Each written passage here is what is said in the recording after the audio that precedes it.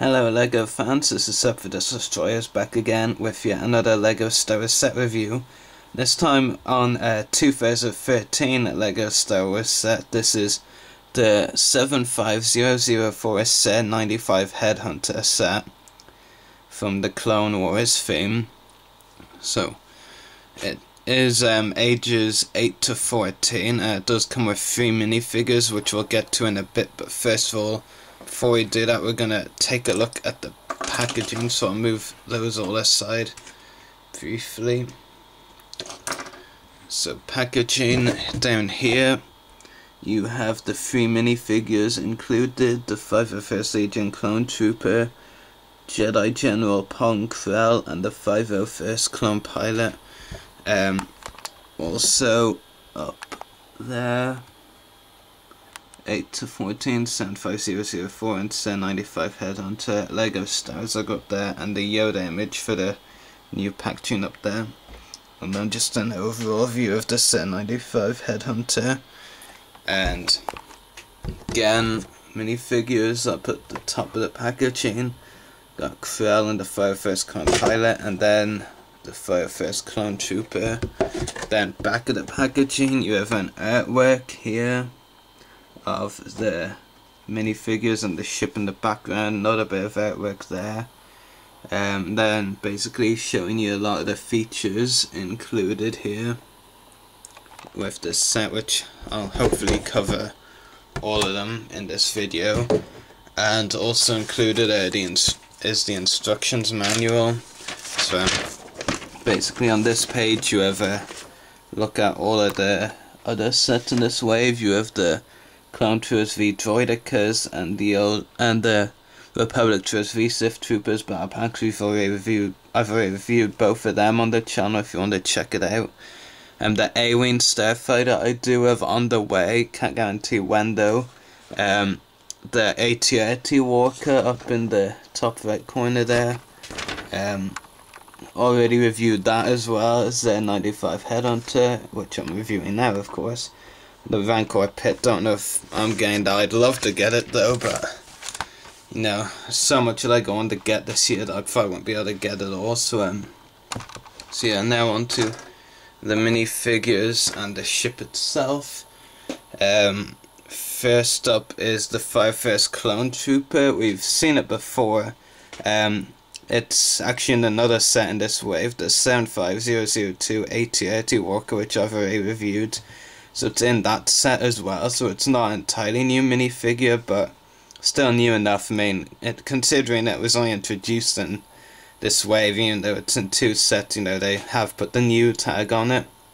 I can pretty much sum up my opinions on it fairly quickly. If you saw my review on the AT-AT, you know, I'd have gone into great detail about it, but nice body printing, leg printing and back printing, though back printing is pretty standard. Arm printing as well, standard clone blaster, standard clone face, and the problem being the visor bit really. I mean, it's too high up, you know. The gap here, if I can show you, the gap here near the chin, really, that's too wide. Like, it shouldn't be quite that wide really. In fact, it should only be a little bit wide, but LEGO's like done it very wide. So yeah, I'll just zoom in briefly. So yeah, pretty cool, but you know, there's not really much I can talk about that I didn't already talk about in the AT-AT review. On the other hand, the two minifigures I should say exclusive to this set, one of them being the 501st Clone Pilot. We only really see them briefly in the show. If you look closely in Darkness and Umbara and the gunships in the hangar scene, you can see pilots resembling them. I believe that's the only shot you see the 501st Clone Pilots, but there may be others, but that's what I remember them from. There's a pretty cool minifigure, you know. I really like the helmet design, and I'll zoom in now. The helmet design is really good. Yeah, it's definitely a very nice helmet design, and this is the first Phase 2 Clone Pilot minifigure from the Clone Wars of any sort, so it's really cool to see this in LEGO form. Does come with a pair of macro binoculars as well, as you can see, and some nice body printing, torso printing. I'm not sure if it's actually new or if it's the same as the other clone parts, but I don't know. Then some back printing as well. The helmet is definitely the standout part of this minifigure though. The helmet is really good actually. So yeah, very nice minifigure. Just there's so many details really in the new helmets. They're really cool. I mean, if you think about the Phase 1 helmets in the show, a bit plain really, but there's a lot of design going into the Phase 2 ones. So yeah, that was the 5 first clone pilot, and now onto the star of the set, General Krell himself, the main villain from the Umbara arc, the Jedi turned traitor. You know, I think LEGO outdid themselves really on General Krell, the minifigure per se. I know some people have had some complaints about him, and I'll try to address them, but, you know, I really don't see any complaints here. One common complaint I've seen is the scale, which I don't really understand that complaint, because General Krell, as I'll show you now, some people have complained that he's too tall, which is ridiculous. I mean, if you actually watch the show closely, you'll know Krell is supposed to be taller than your average character, like a clone trooper, like so.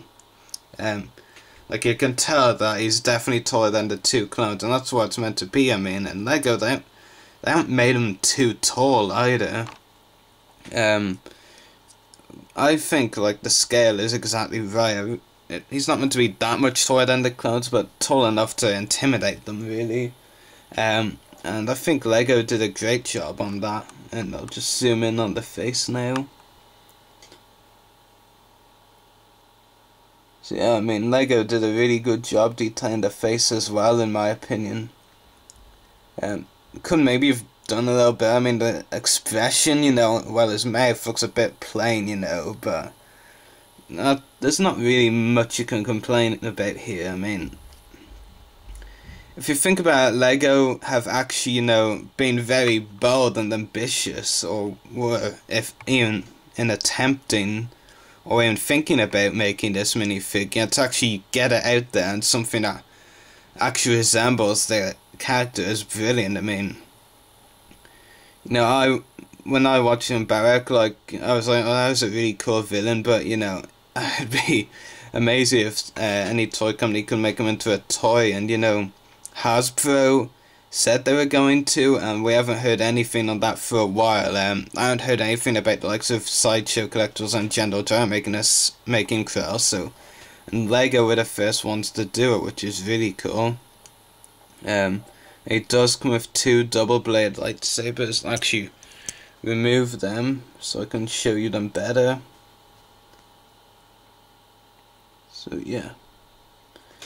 Now a better look at Krell himself. The body piece is very interesting, you know, you can actually take it off. My one complaint really with the Krell minifigure, I would have liked if the head was removable, you know, like most minifigures, but I can't understand why not.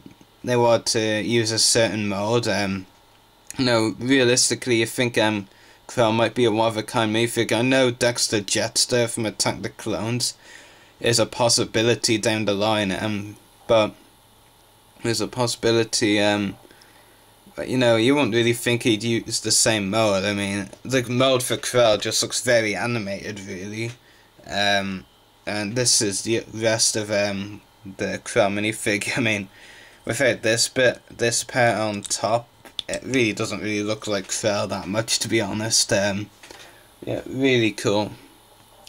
The Krell minifigure definitely is one of my favourite minifigures LEGO's ever made, to be honest. It's just absolutely brilliant.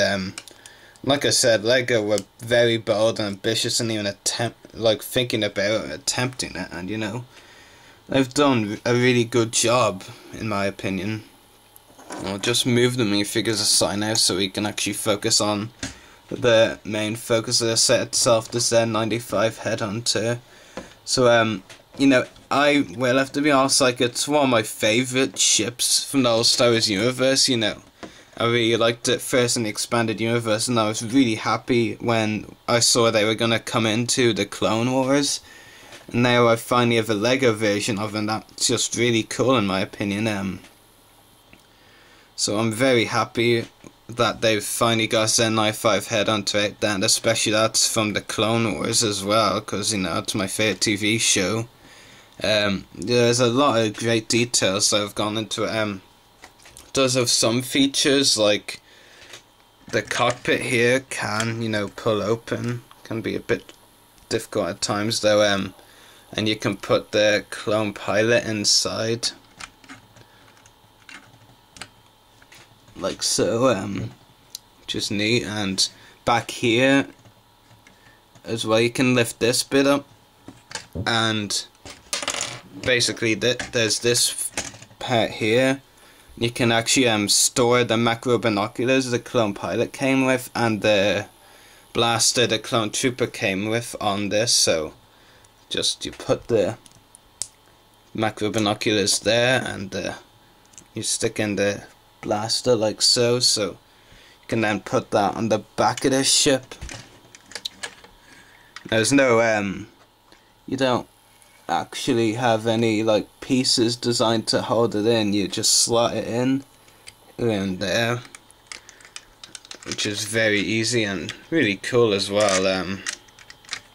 Might actually be putting in the wrong way around. Yes, I was. So no, those are a couple of really cool features. The clump inside the cockpit and the storable weapons. There is a cannon underneath actually.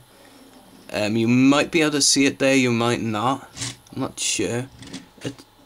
It's around there. I'm not actually too sure how to fire it, really. Don't want to risk it right now in case I actually damage the vehicle, the set. You know, there is a cannon there. I'm presuming it can fire. I'm not sure for absolute certain. Yeah. I think I've covered all the features. The clone pilot, guns on the back and the cannon, but I won't show how the cannon fires. I'll just check the box now, so bear with me. There's one more feature which is kind of obvious anyway, but I'll show it to you regardless. It's not really one that I need to cover exactly, but try to show it to you. The legs, of course, you know, can be pulled down. There are 3 legs on it. One of them is, you know, built like a, you know, stuck in. Damn it. Like that basically. And you slot in there and attach it to a piece inside. And the other 2 legs are on like rotating pieces. If you can see them there. Basically you just stand it up like that. Which is pretty cool. Really, that's it. That is all the features. The legs were the only ones I hadn't shown you. You know, it's a really cool set. Probably one of my favourite Lego Star Wars sets of all time, if not definitely. General Krell for me is the highlight, undoubtedly, of this set. The clone pilot is actually really cool as well. I really like that minifig as well. The detail in that helmet alone is outstanding. And then you get another 5th clone trooper, and we got one as well in the AT-AT Walker set, so another one is always welcome. So I'm really happy with that. And the Z-95 Headhunter, very happy to have it as a Lego set after many years waiting. And all I can say is really 10 out of 10 for this set, you know, full marks to Lego on this one. There's just no real flaws with it, and even if I did have any flaws with it, like the minifigures or aspects of minifigures, you know, they'd be incredibly minor, so something I can really take marks off for on it. You know, very good set. I'm very, very happy with it, and just 10 out of 10, what else can I say? So anyway, hope you've enjoyed this review. May the force be with you, and happy hunting.